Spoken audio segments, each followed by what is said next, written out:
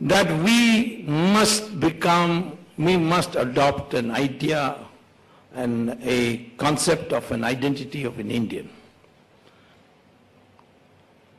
If you read the literature of Al-Qaeda, or for matter the secret researches going on in Saudi Arabia, and I came to know this because I had a Saudi Arabian student in my class at Harvard, who one day came to ask me that I have been asked to ask you a question which is not connected with the course. So I said, you ask me after the class is over.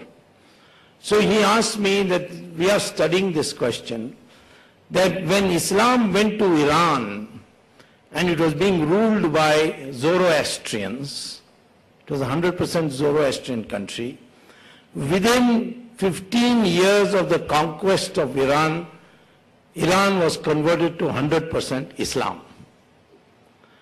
Neighborhood, which called Babylon and Mesopotamia, they, after takeover by Islam, they converted them in 17 years to Islam, 100% Islam. The same thing with Egypt, 21 years, 100% Islam. The Christians went to Europe and they converted Europe to 100% Christian in 50 years. But in India, 800 years of Islamic rule, 200 years of Christian rule, and you are still 83%. He said, you can't understand.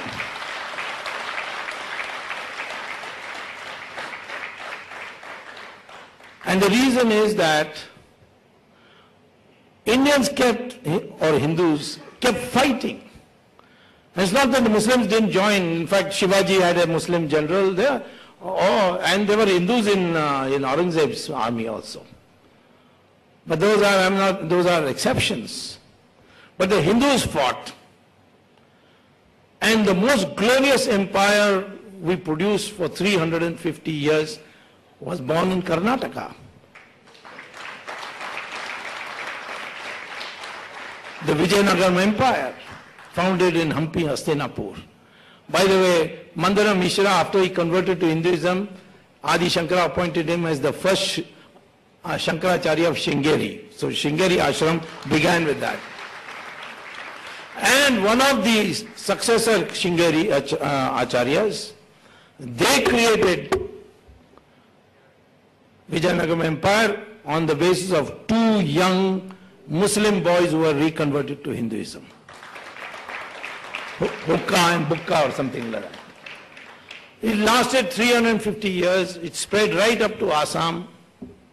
It covered more territory than Mughal rule ever. And Mughal rule, really the core Mughal rule was from Akbar to Aurangzeb. It's 150 years only. But you see the history books, one chapter for each Mughal emperor.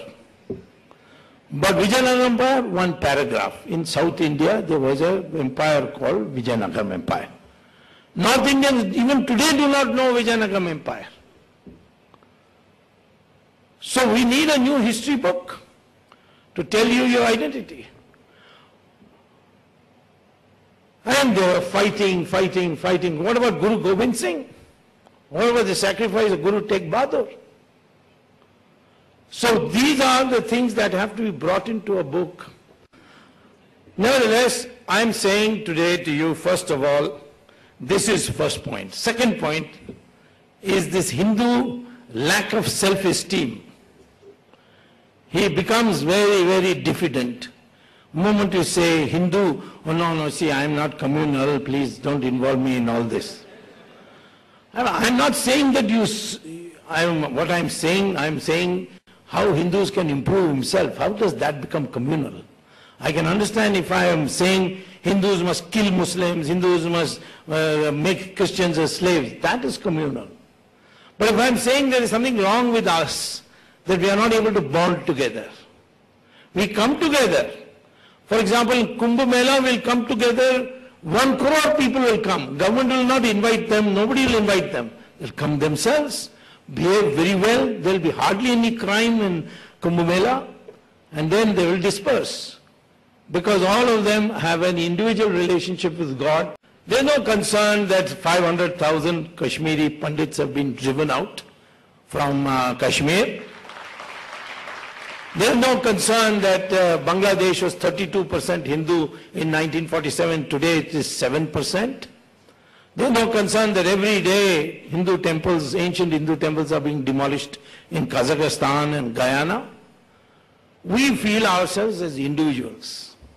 This collective consciousness is not there because we lack self-esteem. We got wrong notions of our history. We didn't lose to foreigners because we were inferior. We lost because our rules were too civilized.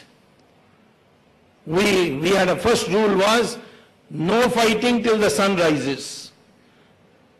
And once the sun sets, go back to your tent and go and have a sleep. And come back the next day when the sun rises. No fighting in the villages or the towns or in the agricultural field. Fighting must be in the open Maidan only, where minimum damage is caused to the civilians. And third is that if you after get defeated, if you defeat the enemy and he apologizes, then you forgive him and send him back. So Prithviraj Chauhan sent back Muhammad Ghori 16 times. That was too much. 2 times okay, but 16 times? And the 17th time he got the support of his father-in-law, and therefore he won. And the first person, and that's how Islam came to India. So these civilized rules were not appropriate for these people who came in the night, who went into the cities and rampaged it, who didn't observe any of the rules, and if you defeated them and they apologized, they came back. Each time, by the way, Ghori apologized. But he came back. So therefore, those rules are the correct. Today also the same thing. This is what he's brought out very brilliantly, Rajiv Malhotra. The rules of discourse are such that if you don't understand, you can't defeat them. Why is Mr. Rajiv Malhotra considered a dangerous man today in the United States by the left-wing intellectuals and the India, what do they call India scholars or South Asian scholars? They don't even want to call themselves Indian scholars, they call themselves South Asian scholars.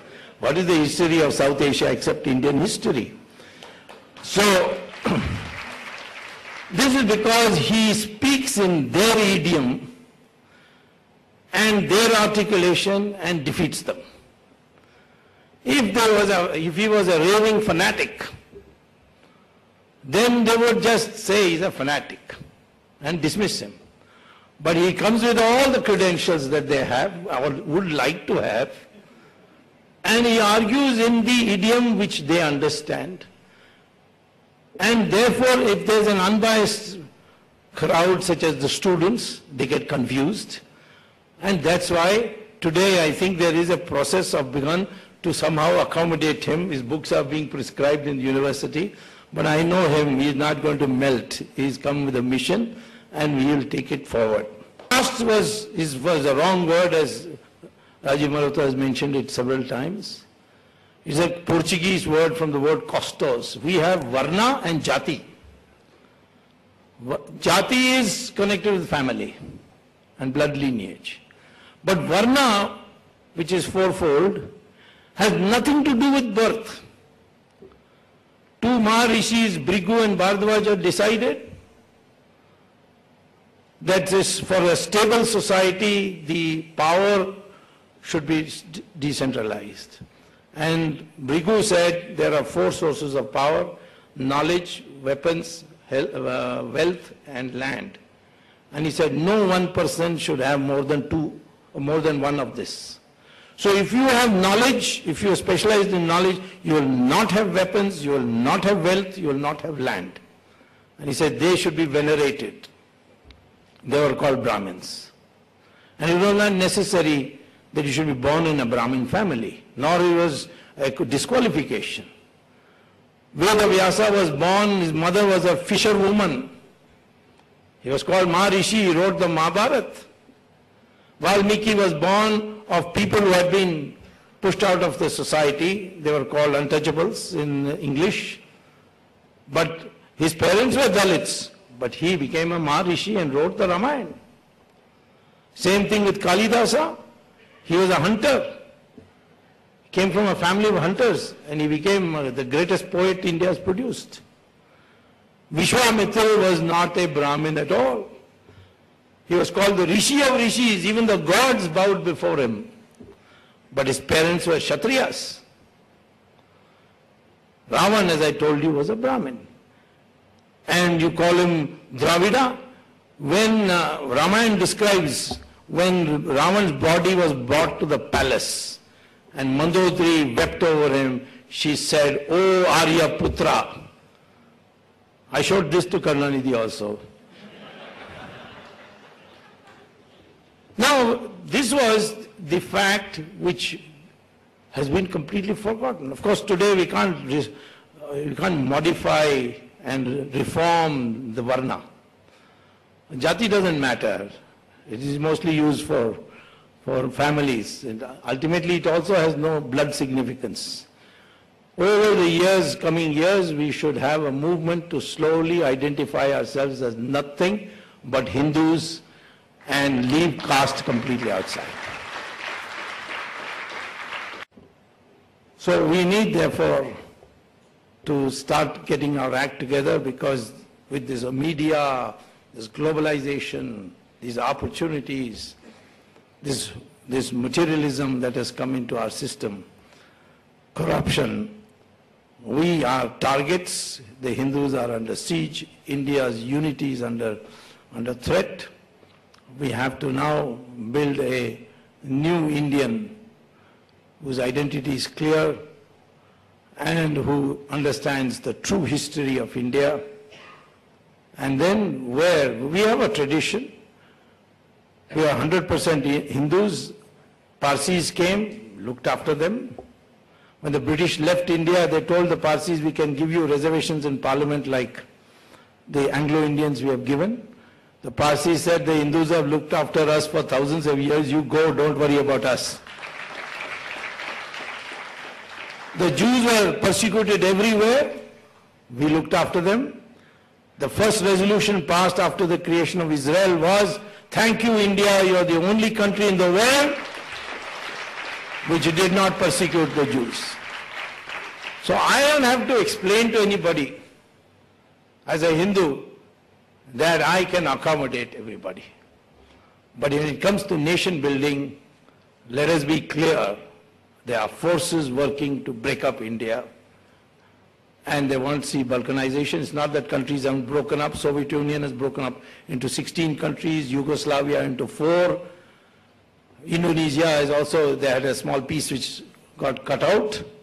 There are constant efforts to see that countries other than the dominant Western Christian ethos break up. So India is also under target. India is a threat.